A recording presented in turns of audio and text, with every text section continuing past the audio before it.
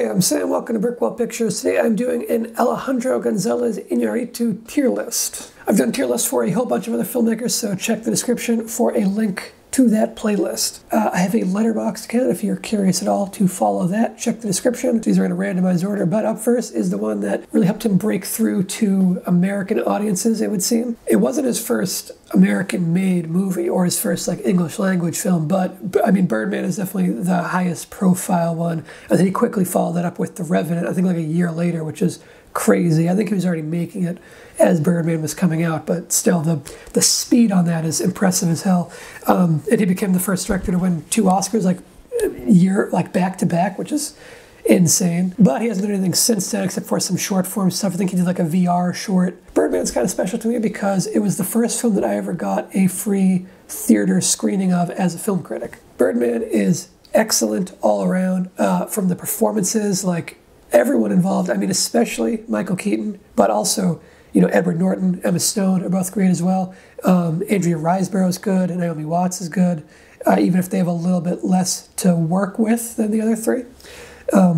The score is phenomenal. The way the drums are used, it creates such a special sense of energy to it. And I have listened to this soundtrack just on its own. Just that drummer. I love how you see the drummer too on the street and it syncs up. I love that. The cinematography is incredible. Like, obviously it has the whole one take shtick, which I don't even want to call it a gimmick because I think it fits the narrative so perfectly, and it's never in the way of the story being told. If anything, it helps facilitate it to its fullest potential. Some people might call it gimmicky, but I don't consider it that. But beyond just being impressive as hell, all these long takes, the compositions and the lighting and all that is still, it's gorgeous. Like, it looks as, it's not like a compromise. It's like, okay, long shots, but it's going to look a little worse, which is what happens with some other long shots, like in that movie Victoria, that was all one take, or in some other long takes. But Birdman looks, you know, as good as a movie where they are cutting regularly and carefully composing their shots and all that. It looks incredible.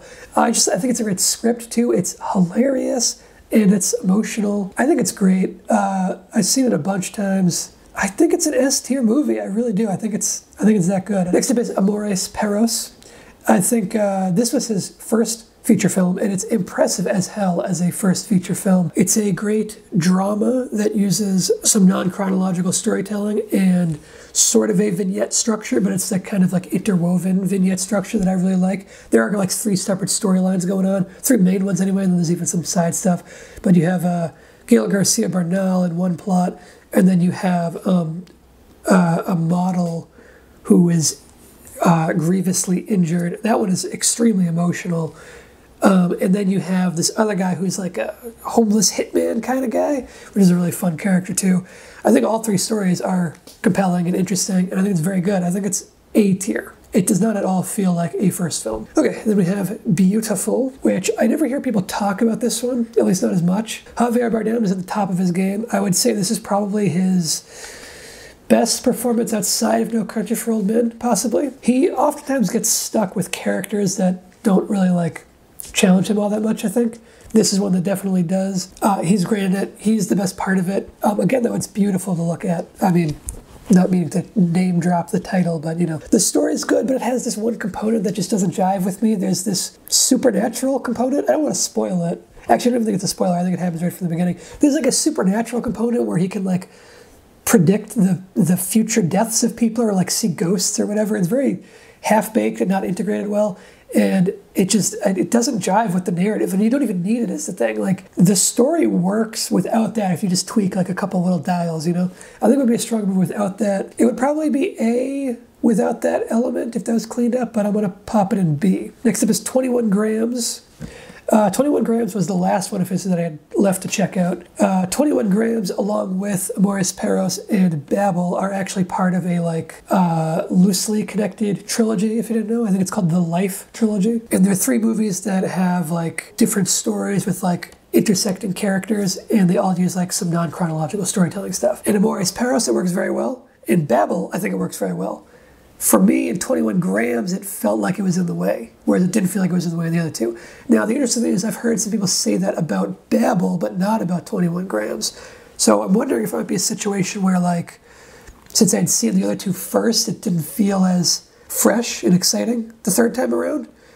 I don't think so, though. But that's a possibility, so I'm going to throw that out there.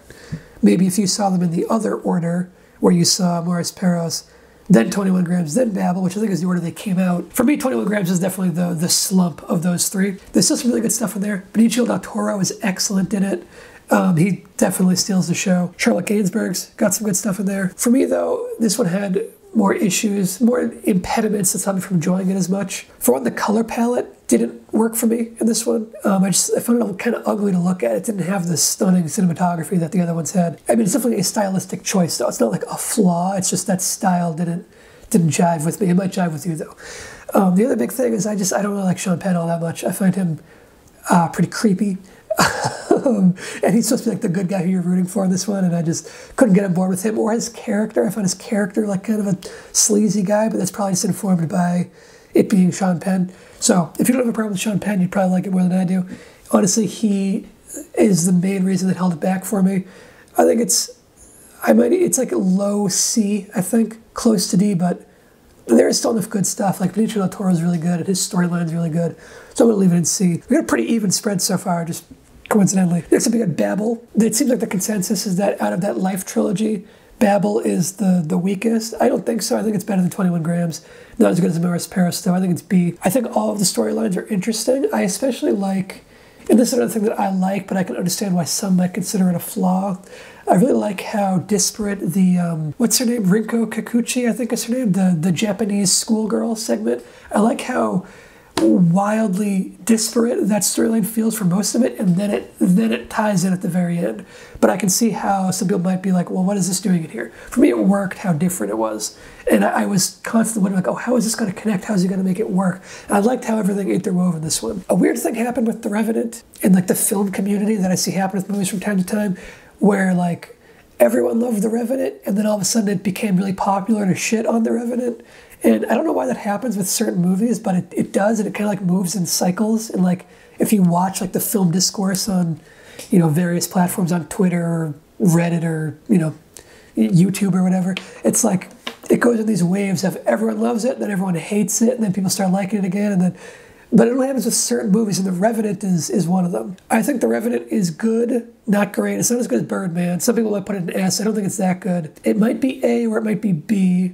I'm inclined to go towards B because it is kind of slight on story. So let's talk about the performances. Now, is this the one that DiCaprio should have won the Oscar for? The whole thing is he deserved to win earlier, right? Like he could have won for The Aviator, could have won for Wolf of Wall Street, could have even won supporting actor for Django.